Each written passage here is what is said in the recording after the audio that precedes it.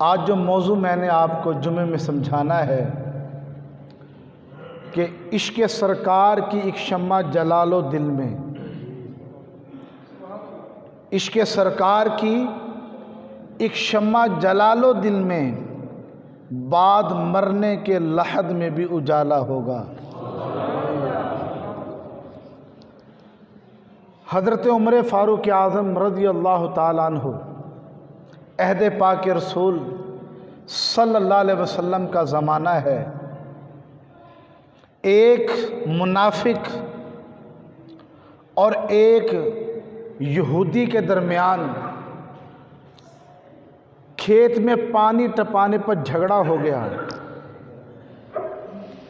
منافق کا کھیت بعد میں پڑتا تھا، یہودی کا کھیت پہلے پڑتا تھا۔ یہودی کا کہنا یہ تھا کہ پہلے میں اپنے کھیت کو پانی دوں گا، پھر تمہارے کھیت کو پانی لگے گا۔ جب دونوں کے درمیان جھگڑا بڑھا، نزاع کی جب صورت پیدا ہوئی، اب کسی ثالث کی، کسی فیصلہ کروانے والے کی ضرورت پیش آئی۔ یہودی کہنے لگا گو کہ میں نبی آخر زمان صلی اللہ علیہ وسلم پر ایمان نہیں رکھتا، لیکن میں انہیں اپنا حاکم مانتا ہوں، انہیں میں اپنا ثالث مانتا ہوں، مجھے یقین ہے کہ وہ حق اور سچ فیصلہ کریں گے۔ اب منافق نے سوچا کیونکہ میں کلمہ پڑھتا ہوں، اسلام کا اظہار کرتا ہوں، تو رسول اللہ صلی اللہ علیہ وسلم میرے کلمے کی رعایت کرتے ہوئے میرے حق میں فیصلہ کر دیں گے۔ اس منافق نے قبول کر لیا۔ اب یہ منافق اور یہ یہودی دونوں امام الانبیاء صلی اللہ علیہ وسلم کی بارگاہ میں حاضر ہوئے۔ رسول اللہ صلی اللہ علیہ وسلم نے دونوں کا الگ الگ معاملہ سنا، جھگڑے کی نزاع کی تفصیل یہ واضح کر رہی تھی کہ حق یہودی کے ساتھ ہے۔ امام الانبیاء صلی اللہ علیہ وسلم نے یہودی کے حق میں فیصلہ سنا دیا۔ اب یہودی بارگاہ نبوی صلی اللہ علیہ وسلم سے بڑا خوش و خرم اٹھا اور باہر آ کر اس منافق کو کہنے لگا اب تو تجھے اس فیصلے سے انکار نہ ہوگا کہ رسول خدا صلی اللہ علیہ وسلم نے میرے حق میں فیصلہ کر دیا ہے۔ وہ بدبخت منافق کہنے لگا میرے ساتھ ناانصافی ہوئی ہے، مجھے یہ فیصلہ منظور نہیں، اگر تم چاہو تو یہ فیصلہ فاروق اعظم حضرت عمر فاروق اعظم رضی اللہ عنہ کے پاس لے کر چلتے ہیں، وہ حق و سچ فیصلہ کریں گے۔ یہودی کہنے لگا تم کسی سے بھی فیصلہ کروا لو، رسول خدا کا کیا ہوا فیصلہ اپنی جگہ قائم اور دائم رہے گا۔ جب یہ دونوں منافق اور یہودی حضرت عمر فاروق اعظم کے کاشان اقدس پر آئے، دروازے کو دستک دی، حضرت عمر فاروق اعظم رضی اللہ تعالیٰ عنہ باہر تشریف لائے اور دونوں سے آنے کا سبب پوچھا۔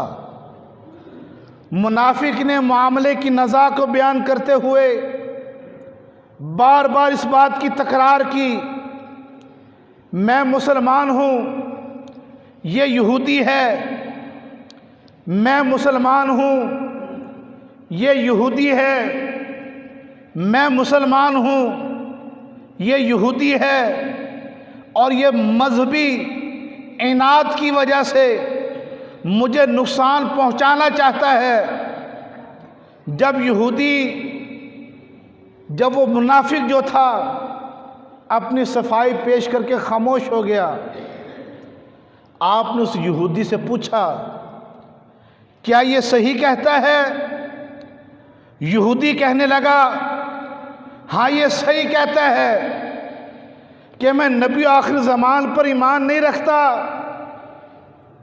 میں یہودی مذہب سے تعلق رکھتا ہوں، لیکن یہ بھی سن لیا جائے جو یہ فیصلہ آپ کی بارگاہ میں لے کر آیا ہے، ارے رسول خدا صلی اللہ علیہ وسلم نے وہ فیصلہ میرے حق میں کر دیا ہے۔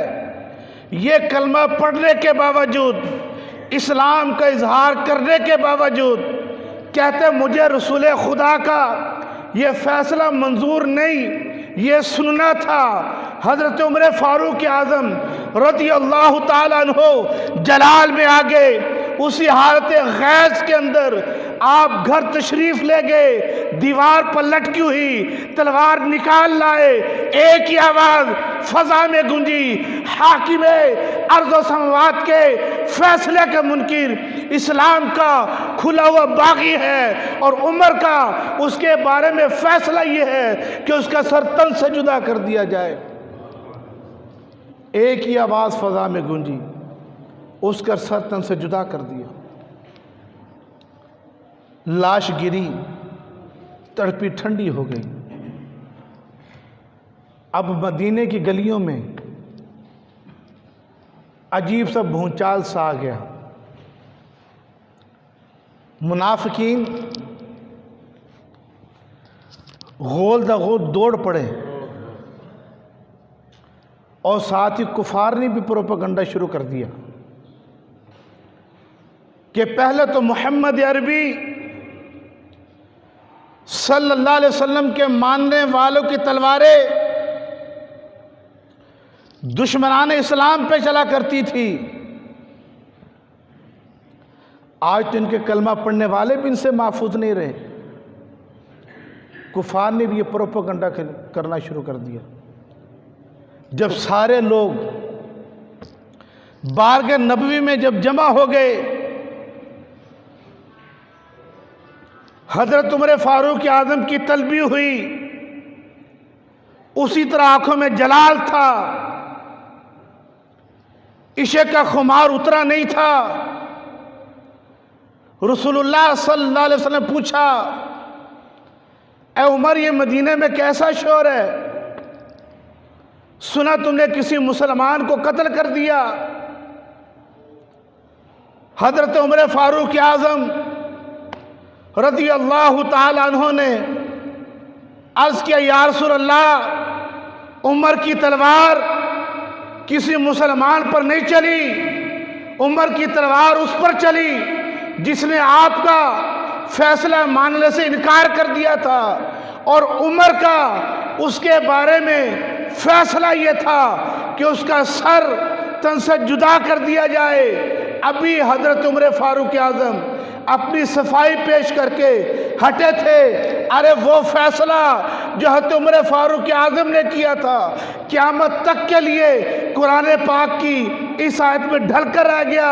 حضرت جبرائیل السلام قرآن پاک کی آیت لے کر اترے، فَلَا وَرَبِّكَ لَا يُؤْمِنُونَ حَتَّى يُحَكِّمُوكَ فِي مَا شَجَرَ بَيْنَهُمْ، لوگو خدا کی قسم تم مومن ہو ہی نہیں سکتے جب تک کہ اپنے ہر معاملے میں رسول اللہ کو حاکم نہ مان لو، جب وہ فیصلہ کر دے کھلے دل سے تسلیم نہ کر لو۔ ارے نماز اچھی، زکوٰۃ اچھی، روزہ اچھا، حج اچھا، مگر میں باوجود اس کے مسلمان ہو نہیں سکتا، نہ جب تک کٹ مروں خواجہ طیبہ کی عزت پر خدا شاہد ہے کامل میرا ایمان ہو نہیں سکتا۔